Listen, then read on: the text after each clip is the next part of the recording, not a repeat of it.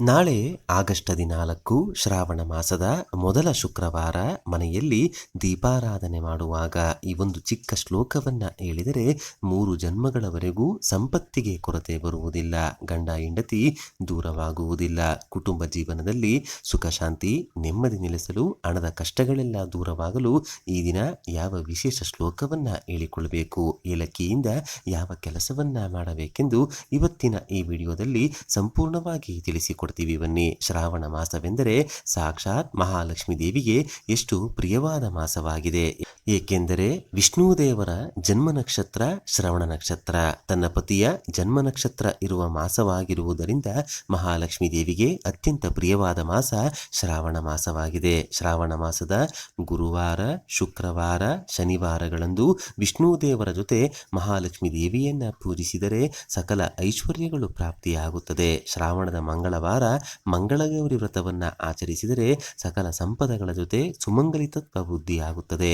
ಜೊತೆಗೆ ಶ್ರಾವಣ ಮಾಸದ ಸೋಮವಾರಗಳೆಂದರೆ ಶಿವನಿಗೆ ತುಂಬಾ ಅಚ್ಚುಮೆಚ್ಚು. ಏಕೆಂದರೆ ಸಂವತ್ಸರದಲ್ಲಿ ಬರುವ 12 ಮಾಸಗಳಲ್ಲಿ ಶ್ರಾವಣ ಮಾಸವೆಂದರೆ ನನಗೆ ತುಂಬಾ ಇಷ್ಟ ಎಂದು ಶಿವನು ಬ್ರಹ್ಮ ಮಾನಸ ಪುತ್ರರಾದ ಸನತ್ ಕುಮಾರರಿಗೆ ತಿಳಿಸಿದ್ದಾರೆಂದು ಸ್ಕಂದ ಪುರಾಣದಲ್ಲಿ ಉಲ್ಲೇಖವಿದೆ. ಆದ್ದರಿಂದ ಲಕ್ಷ್ಮೀನಾರಾಯಣ ಶಿವ ಪಾರ್ವತಿಯರಿಗೆ ಅತ್ಯಂತ ಪ್ರಿಯವಾದ ಮಾಸ ಶ್ರಾವಣ ಮಾಸವಾಗಿದೆ. ಶ್ರಾವಣ ಮಾಸದಲ್ಲಿ ಮನೆಯನ್ನು ಕಟ್ಟಿಸಲು ಆರಂಭ ಮಾಡಿದರೆ ತುಂಬಾ ಒಳ್ಳೆಯದು ಎಂದು ಮತ್ಸ್ಯ ಪುರಾಣದಲ್ಲಿ ತಿಳಿಸಿದ್ದಾರೆ. ವ್ರತ ಪೂಜೆಗಳನ್ನು ಸಂಕಲ್ಪಗಳನ್ನು ಮಾಡಿಕೊಳ್ಳಲು ಶ್ರಾವಣ ಮಾಸವು ಸೂಕ್ತವಾದ ಮಾಸವಾಗಿದೆ. ಶ್ರಾವಣ ಮಾಸದ 2ನೆಯ ದಿನ ಅಂದರೆ ನಾಳೆ ಬರುವಂತಹ ಶ್ರಾವಣ ಶುಕ್ರವಾರದಂದು ತಪ್ಪದೆ ಈ ಒಂದು ವಿಶೇಷ ವ್ರತವನ್ನ ಮಾಡಿಕೊಳ್ಳಬೇಕು. ಈ ವ್ರತದ ಬಗ್ಗೆ ನಾರದ ಪುರಾಣ, ಭವಿಷ್ಯೋತ್ತರ ಪುರಾಣ ಹಾಗೂ ಸ್ಕಾಂದ ಪುರಾಣದಲ್ಲಿ ತಿಳಿಸಿದ್ದಾರೆ. ಈ ವ್ರತವನ್ನು ಅಶೋಕ ಶಯನ ಅಥವಾ ಅಶೂನ್ಯ ಶಯನ ಎಂಬ ಹೆಸರಿನಿಂದ ಕರೆಯುತ್ತಾರೆ. ಶ್ರಾವಣ ಮಾಸದ ದ್ವಿತೀಯ ತಿಥಿ ಇರುವ ದಿನ ಈ ವ್ರತವನ್ನ ಯಾರು ಆಚರಿಸುತ್ತಾರೋ ಆ ಮನೆಯಲ್ಲಿ ಸಂಸಾರದಲ್ಲಿ ಎಂದಿಗೂ ಮನಸ್ತಾಪಗಳು ಬರುವುದಿಲ್ಲ. ಪತಿ ಪತ್ನಿ ನಡುವೆ ಇರುವಂತಹ ಭಿನ್ನಾಭಿಪ್ರಾಯಗಳು ದೂರವಾಗುತ್ತೆ, ಬಡತನ ದೂರವಾಗುತ್ತೆ. ಪತಿ ಪತ್ನಿ ಇಬ್ಬರು 100 ಕಾಲ ಮನವನ್ನ ಬೆಳಗುತ್ತಾ ಜೀವಿಸುತ್ತಾರೆ. ಒಂದಾನೊಂದು ಕಾಲದಲ್ಲಿ ಒಂದು ರಾಜ್ಯವನ್ನು ಪರಿಪಾಲಿಸುವಂತಹ ಮಹಾರಾಜನು ಅಖಂಡ ಸಂಪತ್ತನ್ನ ಹೊಂದಿದ್ದರೂ ಕೂಡ ಮನಸ್ಸಿಗೆ ನೆಮ್ಮದಿ ಇಲ್ಲದೆ ಒಮ್ಮೆ ಮಹರ್ಷಿಗಳಿಗೆ ಪರಿಹಾರವನ್ನು ಕೇಳಿಕೊಂಡಾಗ ಮಹರ್ಷಿಗಳು ತುಂಬಾ ಯೋಚನೆಯನ್ನ ಮಾಡಿ ಈ ವಿಚಾರವನ್ನ ತಿಳಿಸುತ್ತಾರೆ. ಶ್ರಾವಣ ಮಾಸದ ಶುಕ್ಲ ಪಕ್ಷದ 2ನೆಯ ದಿನ ದ್ವಿತೀಯ ತಿಥಿಯ ದಿನ ವಿಷ್ಣು ದೇವರನ್ನು ಪೂಜಿಸಿ ಲಕ್ಷ್ಮೀ ದೇವಿಯನ್ನು ಕೂಡ ಪೂಜಿಸಿ ಹೂಗಳಿಂದ ಅಲಂಕಾರ ಮಾಡಿದ ಒಂದು ಮಂಚವನ್ನು ಲಕ್ಷ್ಮೀ ನಾರಾಯಣರನ್ನ ಸ್ಮರಿಸುತ್ತಾ ದಾನವಾಗಿ ನೀಡಿದರೆ ನಿನಗಿರುವ ಶೋಕಗಳೆಲ್ಲ ದೂರವಾಗುತ್ತದೆ ಎಂದು ಮಹರ್ಷಿಗಳು ರಾಜನಿಗೆ ತಿಳಿಸಿಕೊಡುತ್ತಾರೆ. ಆಗ ಶ್ರಾವಣ ಮಾಸದ 2ನೆಯ ದಿನ ರಾಜನು ಲಕ್ಷ್ಮೀ ನಾರಾಯಣ ಇಬ್ಬರನ್ನ ಪೂಜಿಸಿ ಒಂದು ಸುಂದರವಾದ ಮಂಚವನ್ನು ಪುಷ್ಪಗಳಿಂದ ಅಲಂಕರಿಸಿ ದಾನವಾಗಿ ನೀಡಿದನು. ಇದರಿಂದ ರಾಜನಿಗಿದ್ದ ಮಾನಸಿಕ ಅಶಾಂತಿ, ಶೋಕಗಳು ದೂರವಾಯಿತು ಎಂದು ನಮ್ಮ ಪುರಾಣಗಳಲ್ಲಿ ತಿಳಿಸಿದ್ದಾರೆ. ರಾಜನಿಗಿರುವ ಶೋಕಗಳು, ಮಾನಸಿಕ ಚಿಂತೆಗಳು ದೂರವಾಗಿರುವ ಕಾರಣ ಈ ವ್ರತವನ್ನು ಅಶೋಕ ಶಯನ ಅಥವಾ ಅಶೂನ್ಯ ಶಯನ ಎಂಬ ಹೆಸರಿನಿಂದ ಕರೆಯುತ್ತಾರೆ. ಆದರೆ ಈಗಿನ ಕಾಲದಲ್ಲಿ ಈ ವ್ರತವನ್ನ ಮಾಡಲು ಎಲ್ಲರಿಗೂ ಸಾಧ್ಯವಾಗುವುದಿಲ್ಲ. ಇದರ ಬದಲಾಗಿ ಈ ವ್ರತವನ್ನು ಮಾಡಿದಷ್ಟೇ ಫಲವನ್ನು ನೀಡುವಂತಹ ಒಂದು ಚಿಕ್ಕ ಶ್ಲೋಕವನ್ನ ಹೇಳಿಕೊಂಡರೆ ಜೀವನದಲ್ಲಿ ಮಾನಸಿಕ ಅಶಾಂತಿ ಎಂದಿಗೂ ಬರುವುದಿಲ್ಲ. ಕೆಲವರಿಗೆ ಎಷ್ಟೇ ದುಡ್ಡಿದ್ದರೂ, ಸಂಪಾದನೆ ಮಾಡಿ ದುಡ್ಡನ್ನ ಕೂಡಿಟ್ಟಿದ್ದರೂ, ಆಸ್ತಿ ಪಾಸ್ತಿಗಳು ಇದ್ದರೂ ಮನಸ್ಸಿಗೆ ನೆಮ್ಮದಿ ಇರೋದಿಲ್ಲ. ಕೆಲವರಿಗೆ ಹಣದ ಸಮಸ್ಯೆಗಳು ಹೆಚ್ಚಾಗಿ ಮಾನಸಿಕ ಅಶಾಂತಿ ಹೆಚ್ಚಾಗಿರುತ್ತೆ. ಅಂತವರು ನಮ್ಮ ಪುರಾಣಗಳಲ್ಲಿ ತಿಳಿಸಿರುವ ಶ್ರಾವಣ ಮಾಸದ 2ನೆಯ ದಿನ ಹೇಳಿಕೊಳ್ಳಬೇಕಾದ ಈ ಒಂದು ಶ್ಲೋಕವನ್ನು ಕೇವಲ ಒಂದು ಸಲ ಹೇಳಿದರೆ ಜೀವನದಲ್ಲಿ ಶಾಶ್ವತವಾಗಿ ನೆಮ್ಮದಿಯನ್ನ ಕಾಣಬಹುದು, ಕುಟುಂಬ ಜೀವನದಲ್ಲಿ ಅಭಿವೃದ್ಧಿಯನ್ನ ನೋಡಬಹುದು. ನಾರದ ಪುರಾಣದಲ್ಲಿ ತಿಳಿಸಿರುವ ಈ ಶ್ಲೋಕವನ್ನು ಮೊದಲು ಒಂದು ಪುಸ್ತಕದಲ್ಲಿ ಬರೆದಿಟ್ಟುಕೊಳ್ಳಿ. ಈ ಶ್ಲೋಕ ಈ ವಿಧವಾಗಿದೆ: ಶ್ರೀವತ್ಸದಾರಿನ್ ಶ್ರೀಕಂಠ ಶ್ರೀನಿವಾಸ ಶ್ರೀಪತೆ ಪ್ರಭೋ ಗ್ರಾರಸ್ಥ್ಯಂ ಮಾ ಪ್ರಣಾಶಂ ಮೇಯಾತು ಧರ್ಮಾರ್ಥ ಕಾಮದ. ಮತ್ತೊಮ್ಮೆ ಹೇಳ್ತೀವಿ ಕೇಳಿ: ಶ್ರೀವತ್ಸದಾರಿನ್ ಶ್ರೀಕಂಠ ಶ್ರೀನಿವಾಸ ಶ್ರೀಪತೆ ಪ್ರಭು ಗ್ರಾರಸ್ಥ್ಯಂ ಮಾ ಪ್ರಣಾಶಂ ಮೇಯಾತು ಧರ್ಮಾರ್ಥ ಕಾಮದ.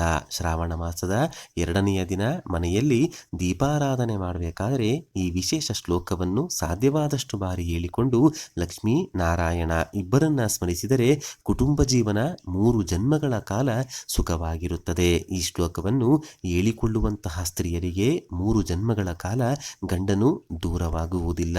ಅಶೋಕ ಶಯನ ಅಥವಾ ಅಶೂನ್ಯ ಶಯನ ಎಂಬ ಹೆಸರಿನಿಂದ ಕರೆಯಲ್ಪಡುವ ವ್ರತವನ್ನು, ಈ ವ್ರತದಲ್ಲಿರುವ ಈ ಶ್ಲೋಕವನ್ನು ಹೇಳಿಕೊಂಡರೆ ಮಹಿಳೆಯರು ವಿಧವೆಯಾಗಿರುವುದಿಲ್ಲ, ಎಂದಿಗೂ ದುರಾದೃಷ್ಟವನ್ನ ನೋಡುವುದಿಲ್ಲ.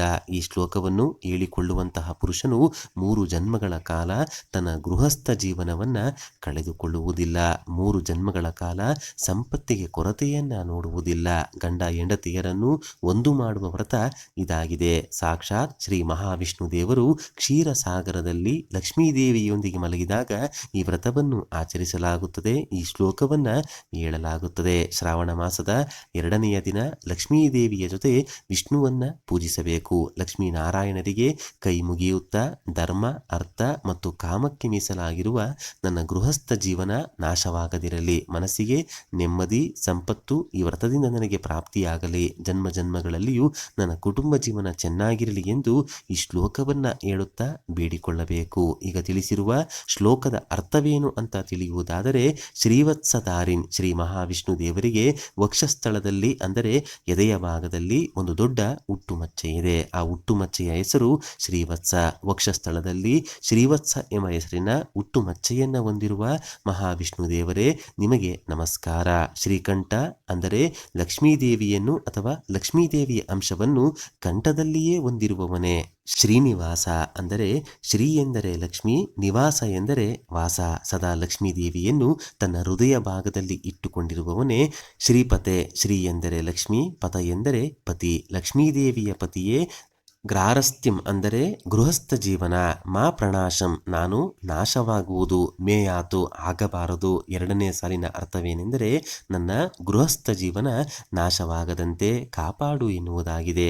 ಕೊನೆಯಲ್ಲಿ ಧರ್ಮಾರ್ಥ ಕಾಮದ ಪತಿಯಿಂದ ಆಗಲಿ ಪತ್ನಿಯಿಂದ ಆಗಲಿ ಧರ್ಮಬದ್ಧವಾದ ಕಾರ್ಯಗಳು ನಡೆಯುವಂತೆ ಅರಸು ಎಂದು ಕೇಳುವುದಾಗಿದೆ. ಒಟ್ಟಾರೆಯಾಗಿ ಶ್ರೀವತ್ಸ, ಶ್ರೀಕಂಠ, ಶ್ರೀನಿವಾಸ ನನ್ನ ಗೃಹಸ್ಥ ಜೀವನವನ್ನು ನಾಶವಾಗದಂತೆ ತಡೆದು ಧರ್ಮಬದ್ಧವಾದ ಕಾರ್ಯಗಳನ್ನು ಮಾಡಲು ಅನುಗ್ರಹಿಸು ಎಂದು ಕೇಳಿಕೊಳ್ಳುವ ಅರ್ಥವೇ ಈ ಶ್ಲೋಕದ್ದಾಗಿದೆ. ಆದ್ದರಿಂದ ಪ್ರತಿಯೊಬ್ಬರು ಈ ವರ್ಷದಿಂದಲೇ ಶ್ರಾವಣ ಮಾಸದ 2ನೆಯ ದಿನ ಯಾವತ್ತು ಬರುತ್ತೋ ನೋಡಿಕೊಂಡು ಆ ದಿನ ಈ ಒಂದು ಶ್ಲೋಕವನ್ನ ಲಕ್ಷ್ಮಿ ಹಾಗೂ ವಿಷ್ಣು ದೇವರ ಮುಂದೆ ತುಪ್ಪದ ದೀಪಗಳನ್ನು ಬೆಳಗಿಸುತ್ತಾ ಹೇಳಿಕೊಳ್ಳಬೇಕು. ಈ ಶ್ಲೋಕವನ್ನು ಒಂದೇ ಒಂದು ಸಲ ಹೇಳಿ ಈ ಶ್ಲೋಕದ ಅರ್ಥವನ್ನ ಮನಸ್ಸಿನಲ್ಲಿ ಇಟ್ಟುಕೊಂಡು ಲಕ್ಷ್ಮೀ ನಾರಾಯಣ ಇಬ್ಬರನ್ನ ಸ್ಮರಿಸಿಕೊಳ್ಳಿ. ಇದರಿಂದ ನಿಮ್ಮ ಕುಟುಂಬ ಜೀವನ ಸದಾ ಚೆನ್ನಾಗಿರುತ್ತೆ. ಕೋಪ, ಜಗಳ, ಮನಸ್ತಾಪಗಳು ನಿಮ್ಮ ಕುಟುಂಬದಲ್ಲಿ ಬರುವುದಿಲ್ಲ.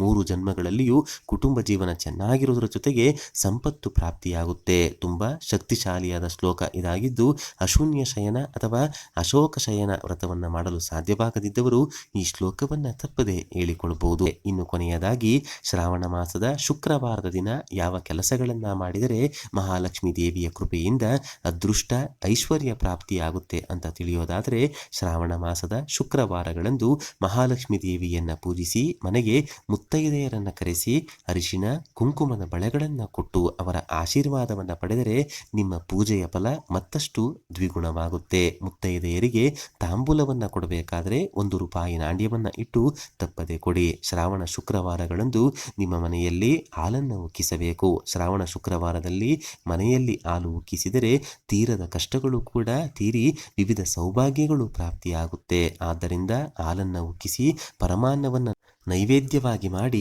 ಮಹಾಲಕ್ಷ್ಮೀ ದೇವಿಗೆ ಅರ್ಪಿಸಿ. ಗುಲಾಬಿ ಹೂಗಳಿಂದಾಗಿರ್ಬೋದು, ತಾವರೆಯ ಹೂಗಳಿಂದಾಗಿರ್ಬೋದು ಲಕ್ಷ್ಮೀ ದೇವಿಯನ್ನ ಪೂಜಿಸಿ. ಮನೆಯಲ್ಲಿ ಮಹಾಲಕ್ಷ್ಮೀ ದೇವಿಯ ಚಿತ್ರಪಟ ಅಥವಾ ವಿಗ್ರಹ ಇಲ್ಲವೆಂದರೆ ಈ ಶ್ರಾವಣ ಮಾಸದಲ್ಲಿ ಅಥವಾ ಶ್ರಾವಣ ಶುಕ್ರವಾರಗಳಲ್ಲಿ ತಪ್ಪದೆ ಮನೆಗೆ ತನ್ನಿ. ಇದರಿಂದ ನಿಮ್ಮ ಕೋರಿಕೆಗಳು ಶೀಘ್ರವಾಗಿ ನೆರವೇರುತ್ತೆ. ಈ ಮಾಸದಲ್ಲಿ ನಿಮ್ಮ ಮನೆಗಳಲ್ಲಿ ಆದಷ್ಟು ಬೆಳ್ಳಿಯ ದೀಪದ ಜೊತೆಗೆ ಮಣ್ಣಿನ ದೀಪಗಳನ್ನು ಮರೆಯದೆ ಹಚ್ಚಿ. ಮಣ್ಣಿನ ದೀಪಗಳು ಪೂಜೆಯಲ್ಲಿ ಶ್ರೇಷ್ಠ ಫಲ ಫಲಗಳನ್ನು ನೀಡುತ್ತದೆ. ಸಾಲದ ಸಮಸ್ಯೆಗಳು ಇದ್ದವರು 108 ಏಲಕ್ಕಿಗಳಿಂದ ಒಂದು ಮಾಲೆಯನ್ನು ತಯಾರಿಸಿ ಮಹಾಲಕ್ಷ್ಮಿ ದೇವಿಯ ಫೋಟೋ ಅಥವಾ ವಿಗ್ರಹಕ್ಕೆ ಅರ್ಪಿಸಿ.